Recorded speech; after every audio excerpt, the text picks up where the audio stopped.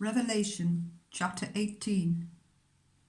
After this, I saw another angel coming down from heaven. He had great authority, and the earth was illuminated by his splendor. With a mighty voice he shouted, "Fallen, fallen is Babylon the Great. She has become a dwelling for demons and a haunt for every evil spirit, a haunt for every unclean bird, a haunt for every unclean and detestable animal. For all the nations have drunk the maddening wine of her adulteries. The kings of the earth committed adultery with her, and the merchants of the earth grew rich from her excessive luxuries." Then I heard another voice from heaven say, "Come out of her, my people, so that you will not share in her sins, so that you will not receive any of her plagues, for her sins are piled up to heaven, and God has remembered her crimes. Give back to her as she has given. Pay her back double for what she has done. Pour her a double portion from her own cup. Give her as much torment and grief as the glory and luxury she gave herself. In her heart she boasts, 'I sit enthroned as queen. I am not a widow. I will never mourn.'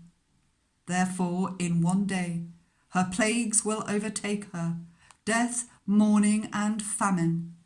She will be consumed by fire, for mighty is the Lord God who judges her." When the kings of the earth, who committed adultery with her and shared her luxury, see the smoke of her burning, they will weep and mourn over her.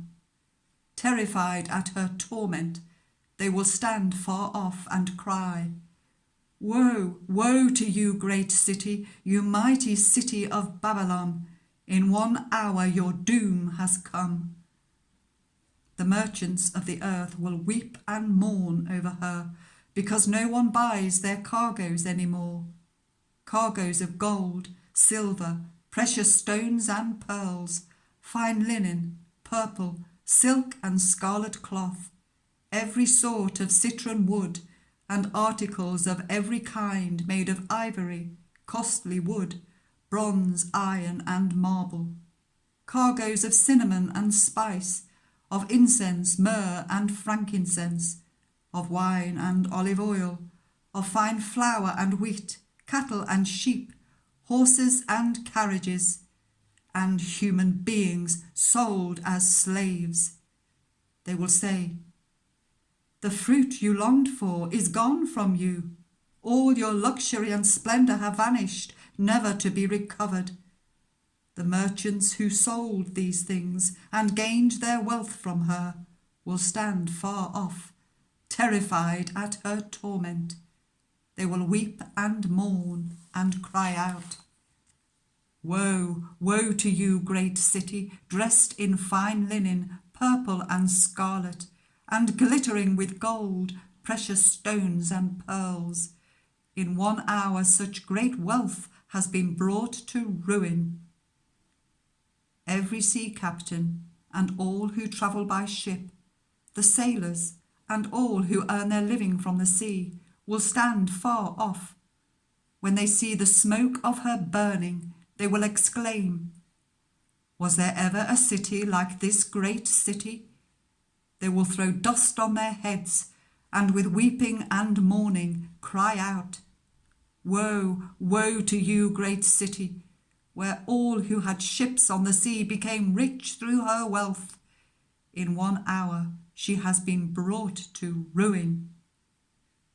Rejoice over her, you heavens. Rejoice, you people of God. Rejoice, apostles and prophets, for God has judged her with the judgment she imposed on you. Then a mighty angel picked up a boulder the size of a large millstone and threw it into the sea, and said, "With such violence the great city of Babylon will be thrown down, never to be found again. The music of harpists and musicians, pipers and trumpeters, will never be heard in you again. No worker of any trade will ever be found in you again. The sound of a millstone will never be heard in you again. The light of a lamp will never shine in you again. The voice of bridegroom and bride will never be heard in you again. Your merchants were the world's important people. By your magic spell, all the nations were led astray.